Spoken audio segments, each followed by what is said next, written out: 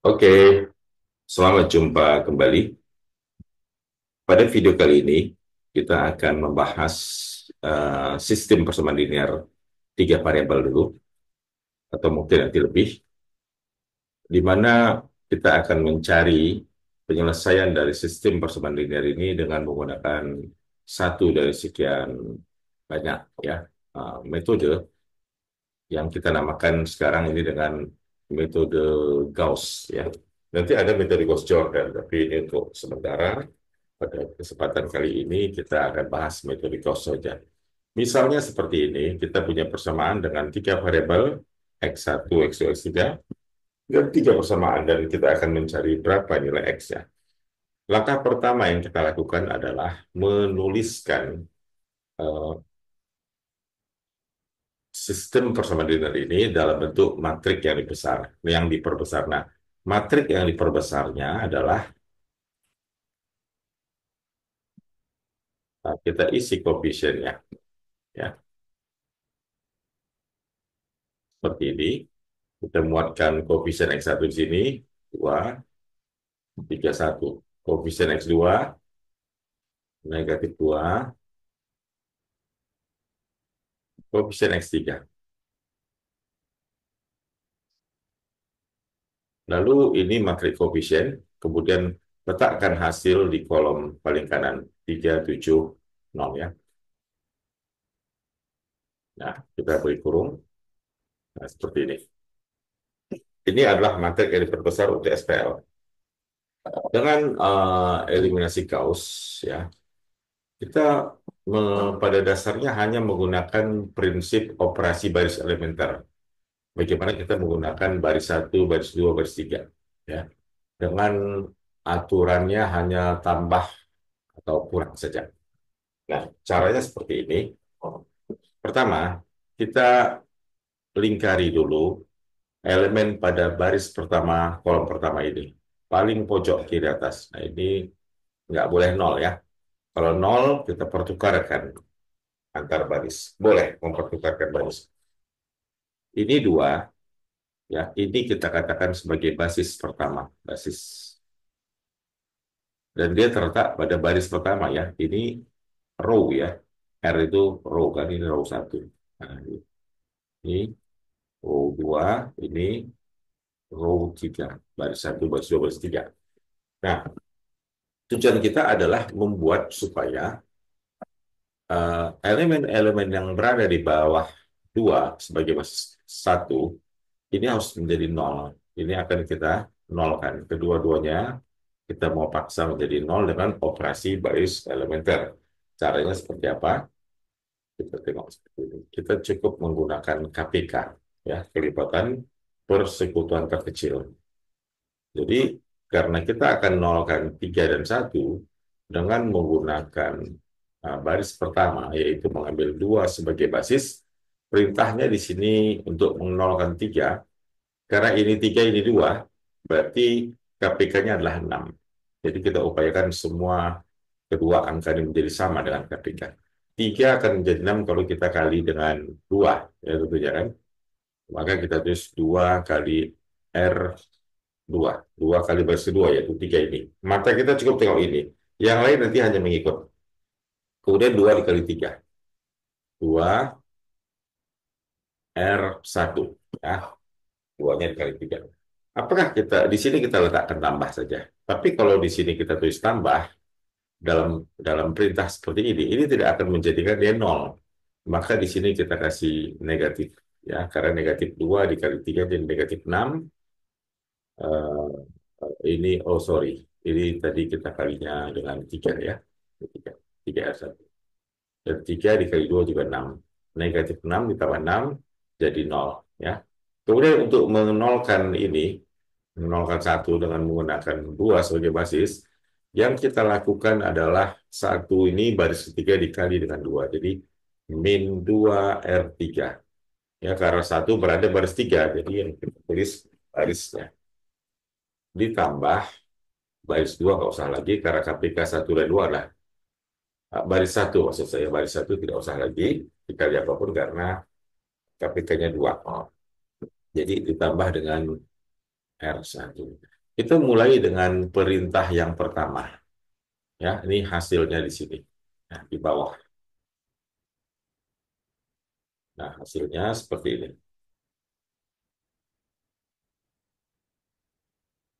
Kita tengok. Ini kita rapikan ya. Saya hapus dulu. Oke. Nah, ini.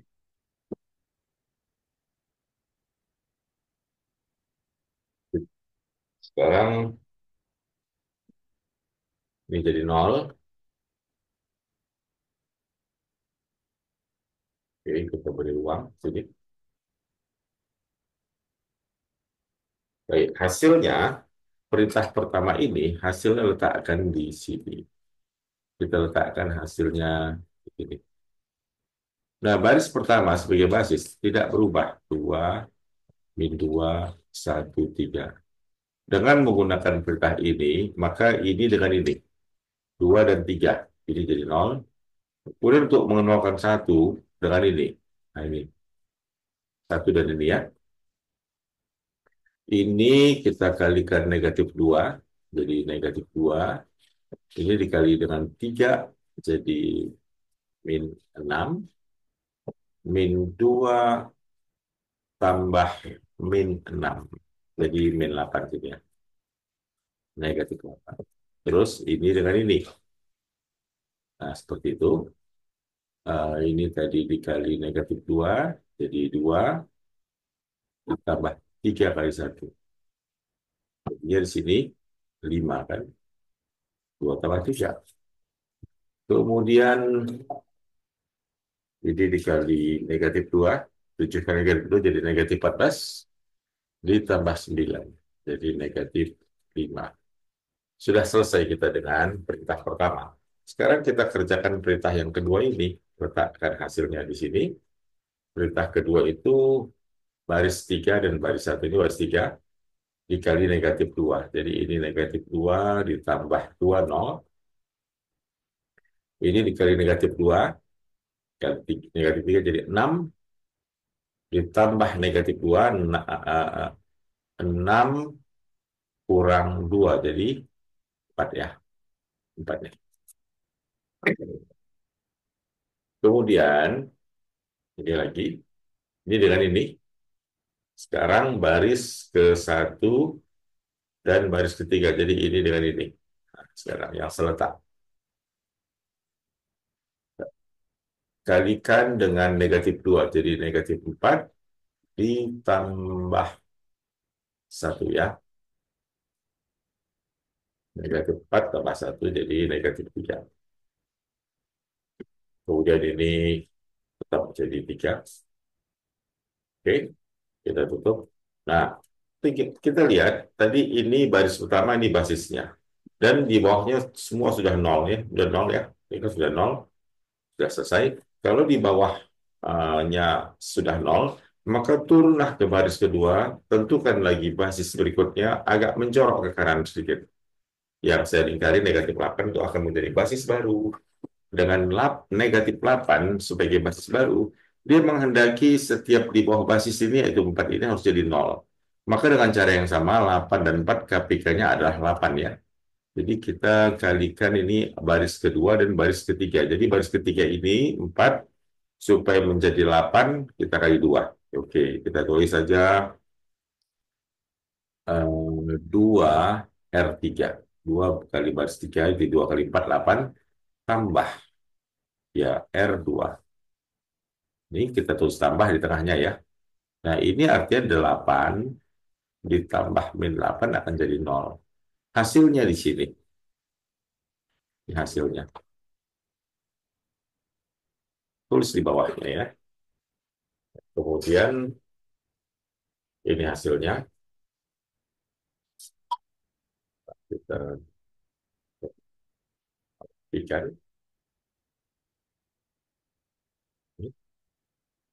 Kita sudah selesai.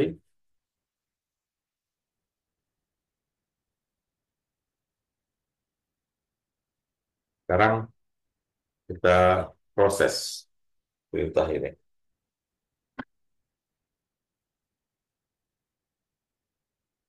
Hasilnya kita tulis di bawah, 2, -2, 1, 3.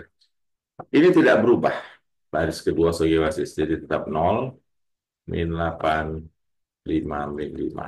Oke, sekarang mulai perintah ini, ya ini dengan ini, berarti ini 0 ya.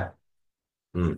Sekarang ini 2 dikali R3, berarti -3 dikali 2, jadi -6 ya. Ditambah R2 yaitu 5 yang serta.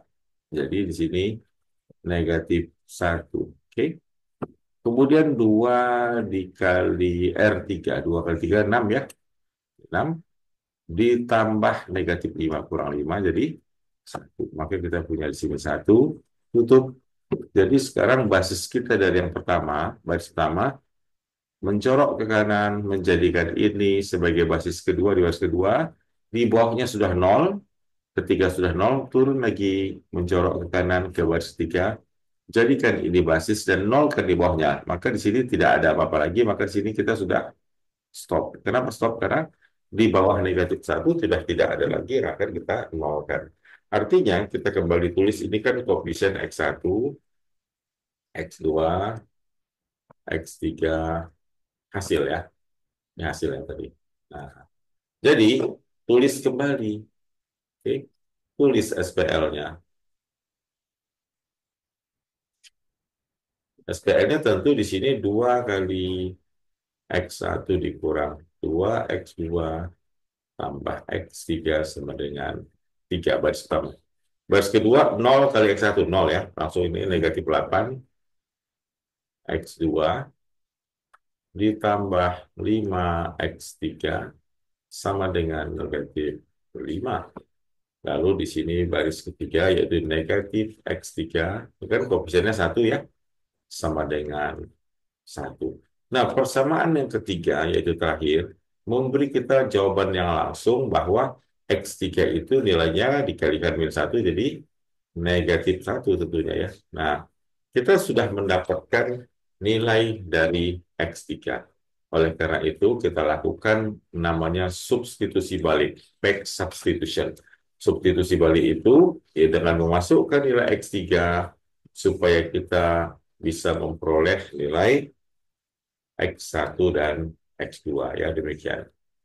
Nah, kita coba substitusikan balik, balik. Kita letak sini. Nih. Nih.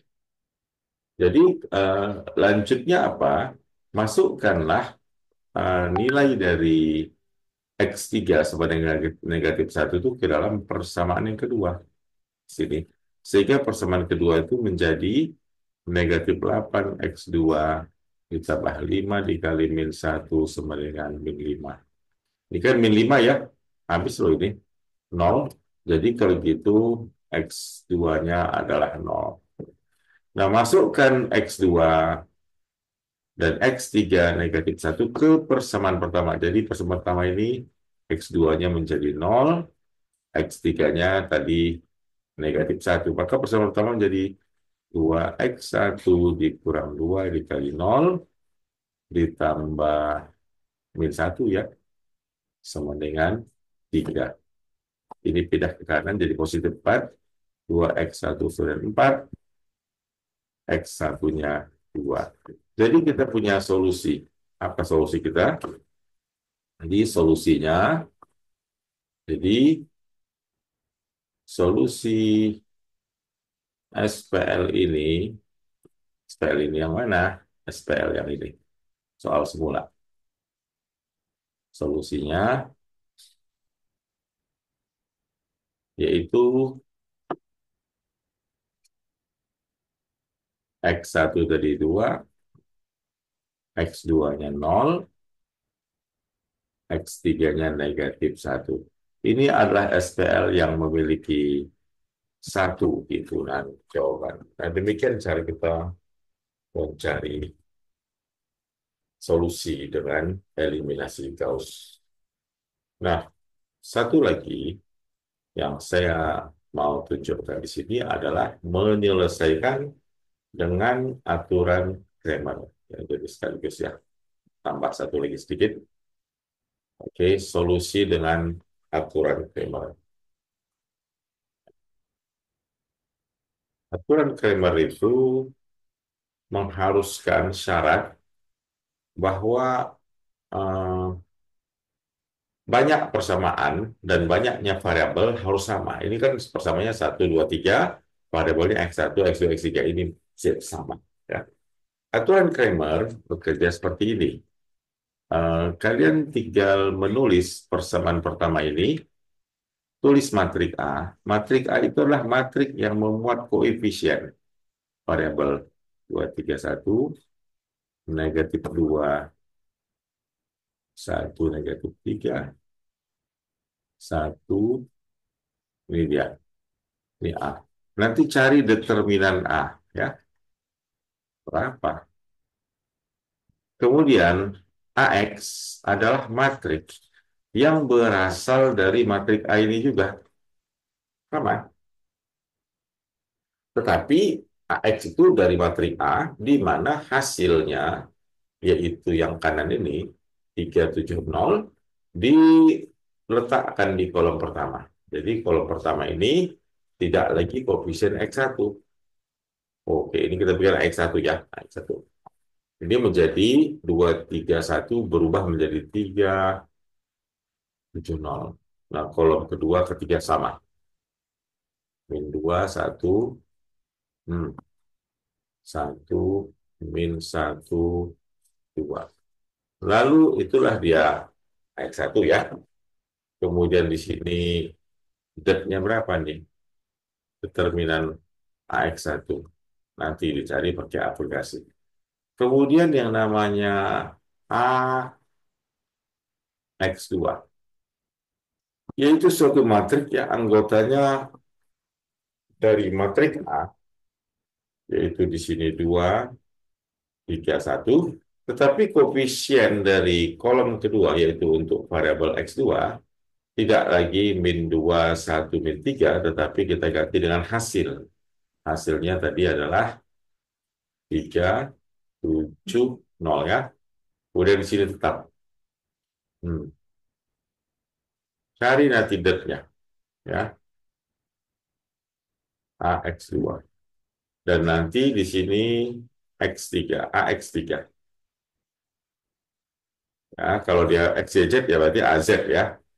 Adalah suatu matrik yang sama dengan matrik A, komponennya. Nah, karena dia X3 berada pada kolom ketiga ini, maka dia saja yang berubah. Min 2, 1 min 3. Hasil ini akan berganti menjadi 3 7 0. Nanti Anda cari det-nya, AX3. Nah, lalu aturan Kramer menyatakan bahwa Kramer menyatakan bahwa yang namanya X1 adalah determinan AX1 dibagi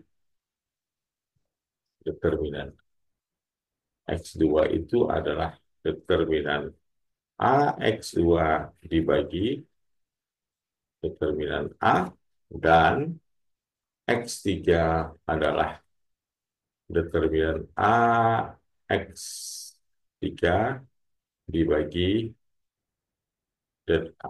Nah, bagaimana kita mencari determinan matrik 3 kali 3? Determinan matrik 3 kali 3 kita kalikan saja. Kita cari dengan aplikasi Wolfram ya. Seperti ini. Kita masuk ke aplikasi Wolfram Alpha. Di sini ada template untuk matriks ya. Kita boleh tulis det. Det. Nah, itu determinan kasih ini. Jadi untuk mendapatkan determinan matrik A, ya ini kita tulis matrik A itu anggotanya apa saja. Ini 2 3 1 isi. Kemudian kolom 2 min 2 1 min 3. Terus satu negatif satu, dua. Kita tekan enter. Nah, ini memberi kita hasil berapa? Determinannya adalah result 2. Jadi determinan A adalah 2. Jadi kita tulis di sini 2 ini. Ya, sini 2. Nah, oke. Kemudian di sini tentunya dibagi 2. Jadi berapa per 2?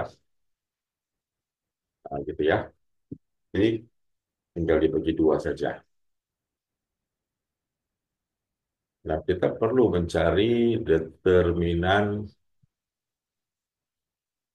ini juga berarti dibagi 2 nih. Semuanya per 2. Karena penyebutnya semua sama. Ya kan? Nah, hanya saja determinan AX1, kita tengok sini, AX1 ini, kita kembali ke sini, kita tinggal ganti. Ini tadi kan X1 ya, kita ganti dengan hasil 370. 370. Jadi kita tidak usah lagi, ini 3. Tidak usah lagi membuat yang baru ya. Nah, yang lain tetap tekan sama dengan berapa hasilnya? 4. Jadi ini hasilnya 4 ya, tulis 4. Nah, kemudian determinan AX2, X2 berarti kolomnya si X2 ini, nah, di sini. Nah, ini tadi kan, ini 2, 3, 1, kita ganti 2, 3, 1. Nah, kolom 2 itu tulis hasilnya. Jadi 3, 7, oke, enter. Atau tekan semua dengan determinan matrik AX2 hasilnya 0 ya. Nah, ini sama dengan 0 nih. Jadi kalian tulis di sini sama dengan 0. Dan determinan AX3 kembali lagi ke pangkal ini 2, 3, 1 tetap. Di sini menjadi minus 2. Balik lagi ya. 1, 3. Ini. Dan 1 min 1, 2 menjadi hasil. Diganti ini dengan 370. Tuh. Nah, tekan enter, kita dapatnya hasilnya negatif 2. Ya. Nah, oleh karena itu, karena kita sudah mendapatkan semuanya, ya, karena AX1 determinan 4, maka ini kita ganti jadi 4 per 2. Jadi X1 itu 2, 1 tadi ya. Kemudian determinan AX2, kita tinggal ganti X2-nya 0, sudah 0 per 2, jadi 2. Dan yang ketiga, yaitu, nah ini, min 2 per 2. Min 2 dibagi 2 jadi min 1. Jadi ini sama dengan cara yang eliminasi Gauss tadi, X1-nya 2, X2-nya 0, X3 adalah negatif 1. Tetapi eliminasi Gauss, aturan Kramer hanya bekerja pada sistem persoalan linear yang banyak persamaan dan banyak variabelnya sama. Selain itu tentu tidak bisa bekerja demikian, ya. Karena membutuhkan determinan, dan determinan itu hanya ada pada matrik Bujold-Sanggar.